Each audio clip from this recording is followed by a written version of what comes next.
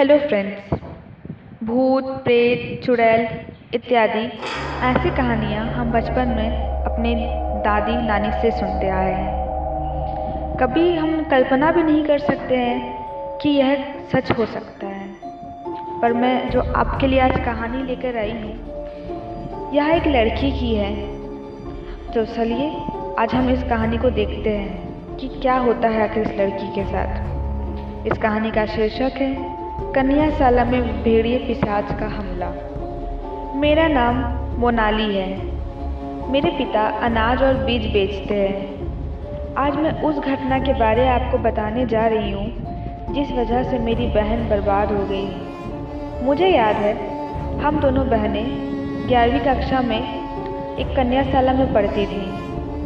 हम दोनों जुड़वा बहनें होने के कारण हमेशा लोगों की चर्चा का विषय बनी रहती थी। एक दिन करीब 11 बजे हमारी छुट्टी हो गई। हम दोनों बहनें स्कूल के कंपाउंड में ही थी। तभी मेरी बहन भावना बाथरूम गई। करीब 15 मिनट हुए लेकिन वह वापस नहीं आई। तब मुझे चिंता हुई। मैं पता लगाने बाथरूम की ओर गई जहाँ का नज़ारा देखकर मेरी रूह कांप गई। मैंने देखा भावना वॉश बेसिन की दीवार पर सटकर बैठी थी। उसके सिर से खून बह रहा था और कोई अजीब सी पहाड़ी आकृति उसके सिर से बहता हुआ खून चूस रही थी। एक पल में स्तब्ध रहकर नज़ारा देखती रही और फिर दर्दनाक चीख निकली मेरे मुंह से। तब प्यून और कुछ टीचर्स वहां दौड़े आए। मैं तुरंत उनसे सारा घटना बताने लगी, लेकिन उस वक्त तक वह मेरी बहन भावना के अलावा कोई नहीं था।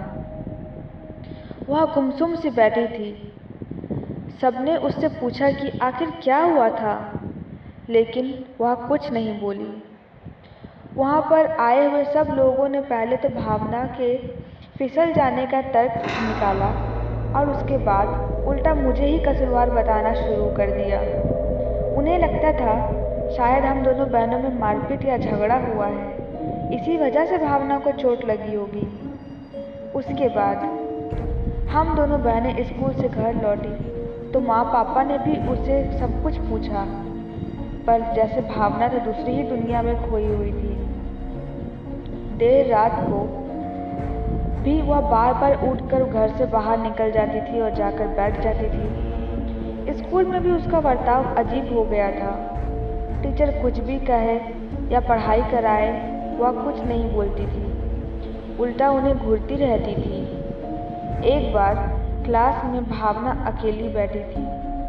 मैंने सोचा कि उससे बात कर रही हूँ। मैं कैंटीन से कुछ नाश्ता लेकर आई और उसके पास जाने लगी। मैंने देखा भावना खिड़की के बाहर देखकर हंस रही थी और वह अपना होंठ बड़बड़ा रही थी। अब मेरी धड़कनें बढ़ चुकी थी। मैंने डरते डरते उसके पीछे जाकर खिड़की की ओर नज़र घुमाई, पर मुझे वह रहस्यमय आकृति नुमा इंसान दूर खड़ा दिखा जो बाथरूम में भावना के सिर से खून चूस रहा था। वह डरावना देखकर मेरे हाथों से नाश्ता का प्लेट गिर गया। तभी फौरन भावना मेरी ओर मुड़ी। उसके चेहरे पर बहुत गुस्सा था। उसने दौड़कर मुझे बाल से पकड़ लिया। अगले ही पल मैं ज़मीन पर थी। आप यकीन नहीं करेंगे, भावना ने उस दिन मुझे चेहरे पर 3 बार काटा। थोड़ी ही देर बाद वहाँ और भी स्टूडेंट्स आ गए। उन्होंने भावना को मुझसे अलग किया। मेरी जो बहन पानी भी मुझसे पूछ कर पीती थी, वह आज मुझे खूनी भेड़िए की तरह कर रही थी। अब स्कूल प्रशासन को काफ़ी चिंता हुई। बाथरूम वाली घटना ने हम दोनों बहनों की लड़ाई हुई थी, उन्हें ऐसा लगता था। उन्होंने उसी वक्त मेरे पापा को भावना से कॉल करवाया और सारी बातें बताई। वह लोग चाहते थे कि हम दोनों को अलग अलग स्कूल में भर्ती करवा दिया जाए। पापा ने उसी वक्त भावना को हॉस्टल भेजने का निर्णय ले लिया। मैंने उन्हें और स्कूल प्रशासन को खूब समझाया, लेकिन मेरी हकीकत पर कोई विश्वास नहीं कर रहा था। क्योंकि उस शैतानी पिशाच के बारे में भावना कुछ बोलने को तैयार नहीं थी। इस घंटे के बाद भावना 3 साल तक हॉस्टल में रही। एक दिन हमें रात में करीब 3 बजे उसके हॉस्टल से फ़ोन आया। भावना बाथरूम के पास बेहोश पड़ी थी। हम उसे घर ले आए। उसके सिर पर ठीक वैसा ही घाव था जो स्कूल के समय मैंने देखा था। आज भी भावना अंधेरे में अकेले बड़बड़ाती रहती है, हमेशा अंधेरे में रहना पसंद करती है। शायद हमारे स्कूल के वक्त से ही मेरी बहन पर पिशाच का वास है, पता नहीं उसका क्या होगा। मैं इस कहानी को आप तक इसलिए बता रही हूँ ताकि मेरी बहन जो मुसीबत में आज है वह आपके साथ ना हो और मेरी बहन की मुसीबत से बाहर निकालने का कोई सुझाव मिल सके।